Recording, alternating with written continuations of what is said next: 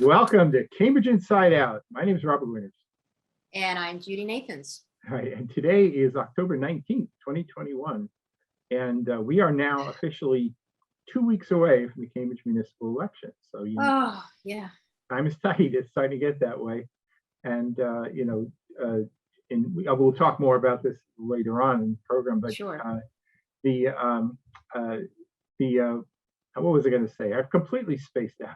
Because of baseball. I was going to say head's filled with baseball. Yeah. This is such an odd year in that we didn't previously have early voting and For a municipal election. absentee voting.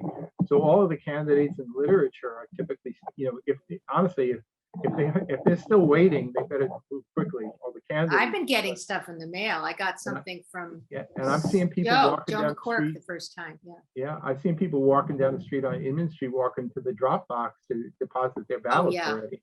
Yep. So it's already happening. So if you're any candidates out there who are kind of lollygagging around, you got to get your stuff out there quick, Yeah. Well, they're knocking on doors or going to forum. I mean, so far the forums that they've all been virtual. Maybe one was substantive, but otherwise they're just like get 2 minutes to speak and that's it.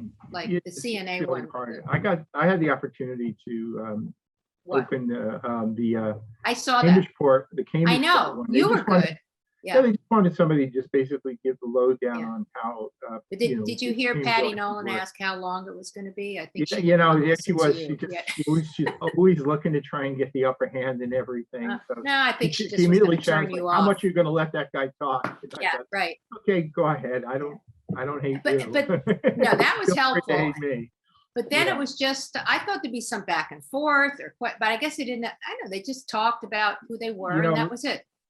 When they would do the ones for Cambridge Port live, like over in Erie Street in the past. Yeah, I used to go to those. The candidate would sort of give their spiel, but there was always at least a little bit. Well, somebody would answer a question. You had questions. There was no ability to have questions, even chats, anything. No. Honestly, I mean, I know the Mid Cambridge Neighborhood Association Forum, which has always been kind of a real hit among candidates and people, voters. Because you actually would have people around a table. Well, that's this week. That's Wednesday, right? Yeah, but they are having an online thing, but it'll be, I think, just the same thing. The Cambridge Neighborhood Association will just basically present topics and questions at them, and then the candidates come. Well, forget that. It was just I don't difficult to pull off, So the same thing with. They couldn't really mimic the previous one. I'm not sure what the format will be with. Because that's the next night. Yeah, so they're kind of going. I can only attend one, so I thought I'd attend the Wednesday, but I don't know. Who knows? Yeah, no, it's kind of making me feel a little more responsibility for putting candidate pages out because not that I haven't felt some responsibility. Yeah, but even that, it's more that you want. Like I watched the mayoral debate last week, and there's one actually tonight at 7. I think it's tonight. Between Wu and John Keller did it, and he asked questions. I mean, it was more substantive. He's a tough interviewer. Yeah, I know. That's John Keller. Yeah, but that of course is only 2 people, but still. Yeah, and it's always been difficult when you've got a whole big beauty contest of 19 to 23 candidates. I know. Sort of going one after another after another. I know. You ask them the same question for the sake of uniformity. But I seem to But back in the day, we've always had at least 19, 20 candidates. But when you had open forums, it was more back and forth. Yeah. At least the moderators were asking. Yeah. Yeah, I mean, I think it's what people would want, ideally. So to whatever degree they could make it happen, they tried. I just think they can't. I think part of it is the virtual, the virtual aspect of it. Yeah. And actually, I was going to say something on that anyway. Somebody was asking about some of the controversies that are happening up in North Mass Ave right now about bike lanes, bus lanes, and whatever. Oh, same Mass Ave. I was actually asked about, these amendments to this bicycle safety ordinance. Right. And I was forced to go back and read my own writings about it at the time. Yeah. Where there was a city council meeting that was right when the things were shut down, and you couldn't, I think I can't remember whether there was anybody at City Hall or whether it completely shut down there. And what I wrote was, it's time to basically put off really substantial things because there's no way that you're going to get any kind of fair back and forth in this environment, you know? And then what did they do? Some of the advocates basically pushed through certain amendments in the height of the pandemic when there was really no back and forth at all. And now, a year something later, when they're trying to implement some of the things that have to do with the bicycle safety ordinance, some people are going like, "What? What are you talking about? What? When was this voted? What?" You know? Yeah, it's true. So I mean, I can show you plenty of examples of where you know, maybe the counselors think they're engaging in a valid public process, but No, it it's really really isn't. ridiculous. It's only the people that care about an issue that can have it, whatever time, you know, Yeah, I mean, people. and how many emails they get, not, you know. Yeah, yeah. So, you know, so democracy by social media, which to me is not democracy at all.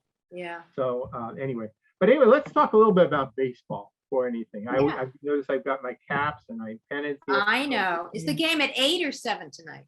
You know, actually, I don't know. I'm all right, I'll ashamed find to out. admit. Yeah, All right, but you keep talking. I'm going to look it up right now. But, you know, those of us who follow the Red Sox for a very long time. 808. We're, you know, we're sort of accustomed to sort of resignation to some degree, to sort of say, oh, well, I guess we did our best. Oh, well, maybe next year, right? And this year, especially because we were really kind of sagging for a while. Yeah. But then we kind of came back at the end, and then we did that one game playoff. And then I got to tell you, that Tampa Bay thing was just fabulous. You know, the 5-game series. Oh, but wait a minute. What about the wild card with the Yankees? That's right. The 1-game wild card. Yeah, that was amazing. All of this stuff has been incredibly uplifting for any real Red Sox fan. And these last 2 games here, where we dropped the first one to Houston, and then we didn't just very closely. Closely, but then we didn't just come back, we came roaring back. 2 grand. It's never been done in postseason. Yeah, so anyway, I gotta say, it's you know, some of my students are actually being very forgiving with the fact that I haven't finished grading their exams, because I'm sorry, I've been watching baseball games. I had to watch well, no, that was actually the football, which actually that was pretty exciting too. I have to admit, I watched some of that. They almost beat the Dallas Cowboys, but anyway. So that's exciting. Okay. So it's exciting, and you know, again, I'm still of the mind that, well, if it works out, it works out, and if it doesn't, it doesn't. I'm going to be happy. No one expected them to get this far. Right. So to me, every win, is a plus. You know, 1 game at a time. I take nothing for granted. Even when we were ahead 9-0, I take nothing for granted. Oh, right, because they came back and it was 6, wasn't it? Yeah. No, it was 9-3. No, whatever. I don't forget what it was. Yeah. Now, not strictly related to baseball, but you know, I think on our last program, we are speaking about the dedication of Toomey Park. Oh yeah. On East Cambridge, Ron Rogers Street. Yes. I just want.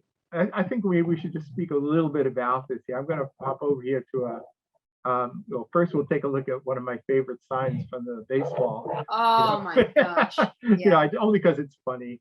You know, only to people that understand how you know the Astros were implicated with Alex Cora when Alex Cora was with them. That's funny. That sign that says, "I've had a really good sign, but the Astros stole it." I thought that was actually pretty good comedy. All right. So anyway, one thing I did want to mention though, and unfortunately my image isn't loading and I can't explain why. You know, so maybe I'll try and sort of figure it out from. What if you can't click on the left on where it says? Well, we'll try, but I'm going to just sort of step out of it, and all right. You know, and maybe we'll come back to that if I can get that to fly. But you know, it is not only a beautiful park, it is also becoming very popular. Absolutely. You know, I told you I was there on the weekend. Yeah. Yeah. It's got so many different areas where you can climb, where you can roll, where you can it's just beautifully designed. Right. And as you were pointing out before we went on the air, that come this winter, that's the slope that they factored in this magnificent slope there. Yeah, and I think that's going to be very popular for sledding. As long as we have snow, as long as we have some snow. They can, if it's cold enough, maybe they can bring in the snow blowers if necessary. Well, that's true. You could make snow there easily. Yeah, you could do that. You know, just create. No fake snow. Sorry. Okay, that's fine. No that's Dubai or whatever they do in fake snow. Yeah. Now, as you mentioned, one of the items that actually was a presence on the city council meeting last night. I was mentioning earlier about how they're trying to implement right now these combination of separated bicycle facilities and dedicated bus lanes on North Mass Ave. Right. I think whether it's from Porter Square out to the Alewife line, I heard it was from Dudley to Everett, or no, I think it's whatever to out there. Whatever. Yeah, it's a long stretch. Yeah. It is a stretch, and I want to just say about that stretch there is that again, I'm a sometimes skeptic about some of the separated bicycle facilities, but what I've always said was that they make sense whenever there is a significant speed differential between cyclists and motorists. That's a good idea. And unlike the portions of Mass Ave closer to Central Square where that's just not the case. True. Up there in North Mass Ave, it has in many respects functions as a bit of an arterial roadway, and so I've actually felt that there was some need for some kind of separation there. Yeah. I'm not sold one way or another on what's necessary there, but I think what people are, well, a lot of things are upsetting people. First is like pretty significant less parking. I think a lot of the businesses around there, they're not all dependent on people walking there from the neighborhood. That's right. Yeah. Some people are coming from far away actually for some of the very specific type of businesses that are out there. So there's a lot of concern about that. So removal of parking, the addition of you can't drive in that lane because it's for buses only. Oh, it's like so that. That means I know it's crazy. Always grading. I mean, I know that whenever I'm going over to Somerville over the Prospect Street Bridge, that it bugs me that you've got half the bridge is basically you can't go there, and I have. That's what's going to be on River Street too. Right, but and I know buses run there, but I know. All the time I've been there, it's always just been completely empty. Same, buses, the Mount Auburn that meets Putnam. There's a practical reality. If you're coming in on Mount Auburn and Belmont Street, where the dedicated bus only lanes are, people are, first off, people don't even know that they're coming upon it, and they'll go, oh, and they'll be driving in it for a while before, including me, where you go, oh, I guess I'm not supposed to be in this one. I gotta move out of here. Okay. So it's kind of ambiguous, but and it's not like you can put in post. Yeah, but what about the difference in that part of Mass Ave is the median? And I hear a lot of talk about the median taking it down, leaving it. And what are your thoughts on that? There was a time before Craig Kelly joined the council. When he joined the council, part of his campaign in his winning election, because he'd run before, was save the median. Because the city had plans as part of major sewer work and whatever to do a complete reconstruction of North Mass Ave, which would have eliminated the median for most of that stretch from Porter out. And then there was some delays for a variety of reasons, and there was this organized campaign to save the median, right? They weren't going to obliterate it completely. There would be places where they would put in dedicated turn lanes and and then pedestrian islands in a few places, whatever. But as a continuous strip. By the way, let's understand the reason why the median is there. It's sort of replaced where the trolley lines used to run. Trolley lines. That's true. So but where else is there a median? I'm trying to think now. In Cambridge, really, there isn't. I mean, Memorial Drive for where does it stop on Mass Ave before you get to Harvard Square? Between Porter and Harvard, I forget. Is there a median? I think. I don't think in my mind, it's really from Porter on out, though there is, and then actually. Right, that's the only one I know about. But also from Porter down to the Cambridge Common, right? That's right. Am I well, that's what I'm asking you about. Is there a median there? Yeah. Okay. All right. So anyway, I could go either way on the median. I don't personally find it to be. I mean, it's one thing if you're doing a mid-block crossing and you need refuge from the traffic, but the city's official position on that is, well, you shouldn't be doing mid-block crossing. But the distance between some blocks along that stretch is sufficiently long that people are going to do it anyway, and you just have to acknowledge that. So you have to make it. Could that have been a bike lane? I'm being stupid, but I don't know. Could that have been the whole thing there are some places where that's exactly what they do. Now, of Oh, course, if they were to carry out, and they almost certainly will, because we are in a period now where the city doesn't really intend to modify things in spite of the fact that they did announce a public meeting coming up, I think. Yeah, but that, I don't know. Those are pretty, those are No, all they're voters, not gonna change 500 anything. names. They got, Really? honestly, we're in this Wow. weird period now where Yeah. city process says we're going to have a public meeting so that we can say we had enough of a public meeting, that there was enough of a chance for public input, even though we're not going to actually let it affect anything other than maybe the color of the stripe. There have been public meetings about this now. That's debatable, and I think that's kind of part of the problem. All right, that's a good point, because it all happened, the pandemic. And and the city's official position these days is often kind of a tune like, well, the city council passed the bicycle safety ordinance, which mandates whenever there's a major project, we must do this.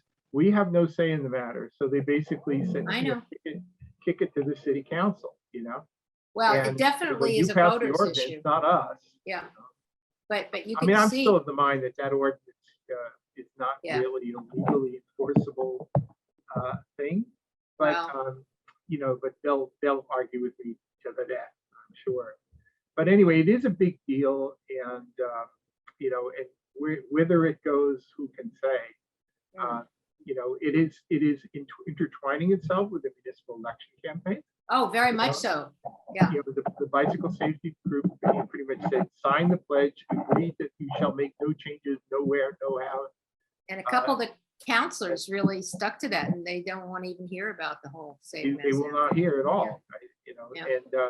And some of the candidates who are otherwise endorsed, I mean, you can take pick of which slate you want, but each slate has some candidates who were diehard, signed the bike pledge, and others who say, well, I'm not going to sign it because I think was it Paul Toner and Joe McGurk in particular said, well, we all believe in bike safety, but we also feel that you have to balance all sides, and you got to talk to everybody, and that never really happened. And I'm not going to sign a pledge that says, as a city council, I refuse to listen to anybody. Were they the only two?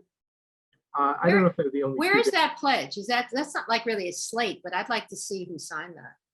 Yeah. I mean, that group is sort of putting it around because they are. I don't include that as sort of amongst my list of slates only because they are a single issue.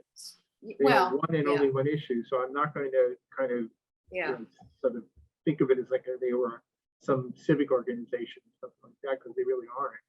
But I mean, I did find it kind of curious that they are now actually I think they're actually targeting 3 strong challengers based on the fact that they chose not to sign the pledge. Therefore, do anything and everything you can to defeat these people. So they're basically trying to Craig Kelly them. Where do you see this? I don't see this. Where do you see this? I saw it in the literature from the Cambridge Bike Safety people. Okay. Yeah. 3 strong challengers. Okay, I have to figure out who those are. Yeah. It's very, I don't know. I don't like the tenor of some of the politics these days. It's sort of like my way or the highwayism, a little touch of slander actually happening in some other quarters. I've seen that. And it, I'm not going to say which organization, but anybody who knows me knows which one it is. Basically are using tacitly allowing slander to take place by somebody who's a big supporter of theirs, and then they look at the social media, they all go, yes, approve, nice, thanks, good. So they say, well, we didn't say anything. But I'll have to talk to you later about that, because I don't know about that. Yeah. So anyway, I've been following Cambridge civic and political things for a long time, and there has always been a general policy of courtesy, with rare exceptions over the years. If you know something, if you knew, for example, if you knew something about somebody's private life, you would never put that out in a political campaign. So anyway, I can't say that I'm happy with the direction we're heading in, but maybe it's just a little touch of Trump. Well, what we talked about, it's like Trumpism or whatever is happening. It all, even though we all supposedly are Democrats or whatever, I feel like a moderate Republican sometimes in Cambridge. It's just, it's crazy, so I'm just a centrist. I always say I'm a radical centrist. I think And a centrist would be almost as like what a moderate Republican is. well, sometimes you have moderate You know, Democrats, and moderate Republicans at least could go I out. think we need a parliamentary system like they have everywhere else in the world. I like that. Yeah, well, actually, one of the points that I made actually when I was introing ranked choice voting and Cambridge elections for the Cambridge Yeah. work group is just to say Yeah. that, if we think we're somehow special and because we utilize proportional representation. Just look at around the world. Yeah. Look around the world.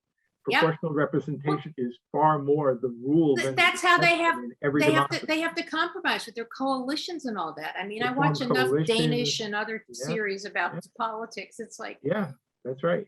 That's right. And they run into the same kind of problems we run into Yeah. with proportional representation, meaning a proportionally represented group has a hard time governing or they could have a cabinet that represents these different coalitions. Like, I would love to see a world where we could have Democratic somebody and a vice president from the other party. Wouldn't that be I would love great it. statement? Yeah, we managed to Real pull that off at the local bipartisanship. level sometimes. Yeah. So anyway, all right. So where is it all going? I don't know. But I don't either. tweaks. By the way, one thing I learned is though some details are unsettled. As it stands right now, basically City View, the Cambridge Municipal Television Station, will be the only ones actually at the senior center covering the.